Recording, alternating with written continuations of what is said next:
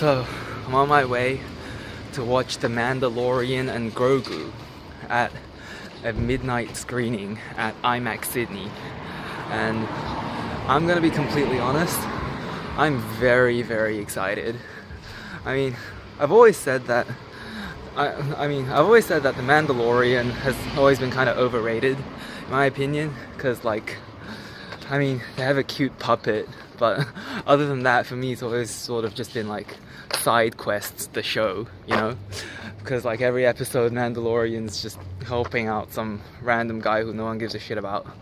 And like, it's only the beginning of a season and the end of a season where actually important shit happens. So yeah, look, Mandalorian is kind of cool, but it's not as good as people say it is.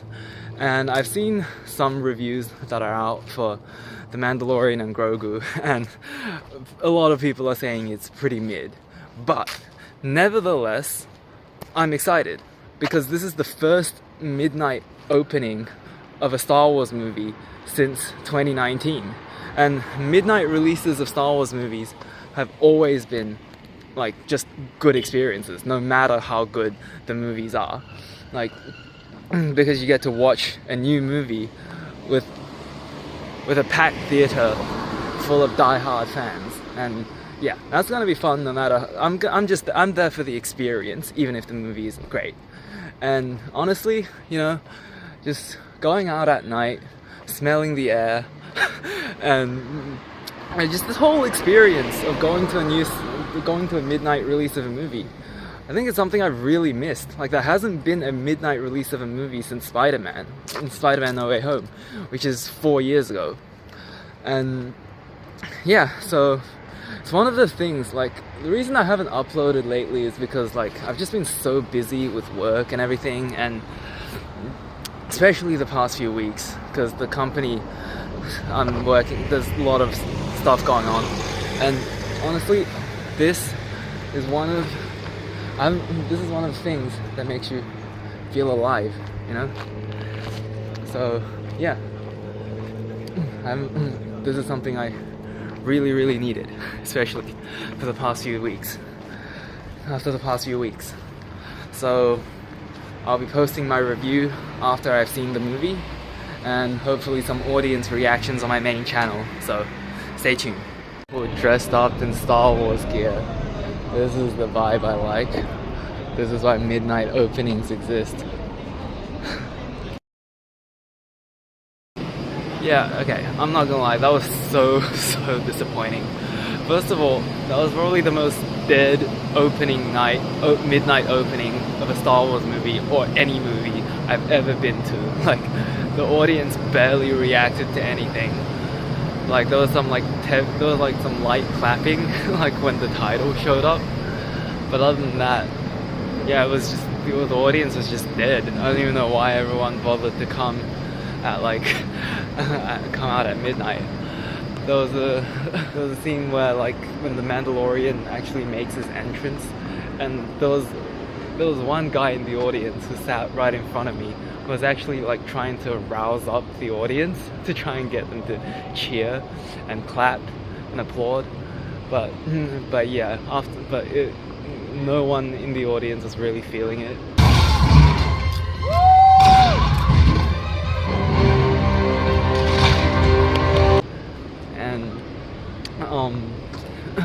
And yeah, after a while it just became really forced, and like you saw, like, it was just not happening.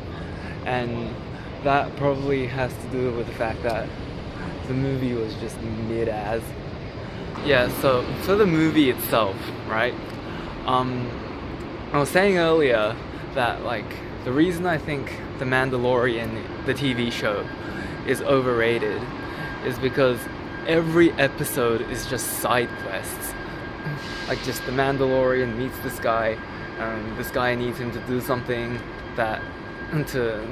gives him something to do, he does it, end of episode. And this is basically what this movie was. Like, the opening scene of the movie was actually a pretty decent action scene with, like, the Mandalorian fighting the Empire.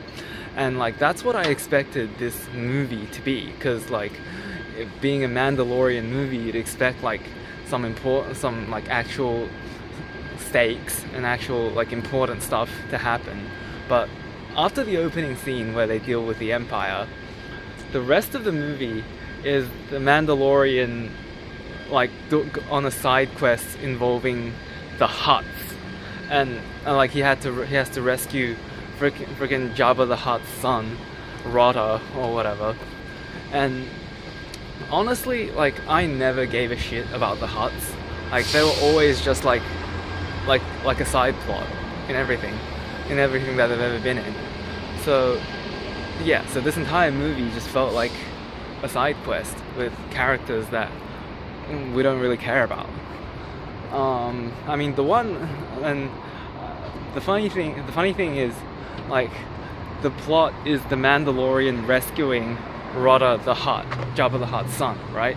That also happens to be the plot of the Clone Wars movie as well. And I've actually never seen the Clone Wars movie because the premise sounded so boring, like having to rescue Jabba the Hutt's son, and they actually made that the plot of the Mandalorian movie as well, which is just crazy.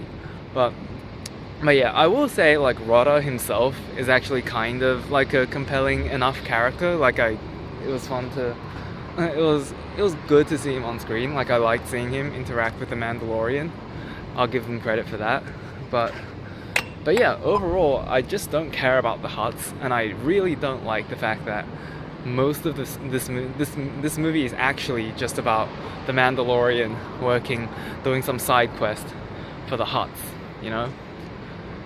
And yeah, that's pretty much my main criticism. I mean, the special effects, action, and all the basic stuff is like, all the surface level stuff is like good enough. It's like competent enough, as you'd expect from any movie, from any like big budget franchise movie. But yeah, the main problem is just it's another side quest, it's another Mandalorian side quest but this time in a movie instead of in a TV show.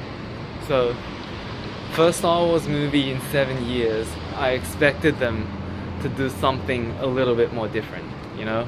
Like, I'm not saying it's bad, like, I'd say this is probably better, slightly better than, like, the average episode of The Mandalorian. Because, like, you can sort of tell it's a movie budget compared to, like, a Disney Plus TV show budget.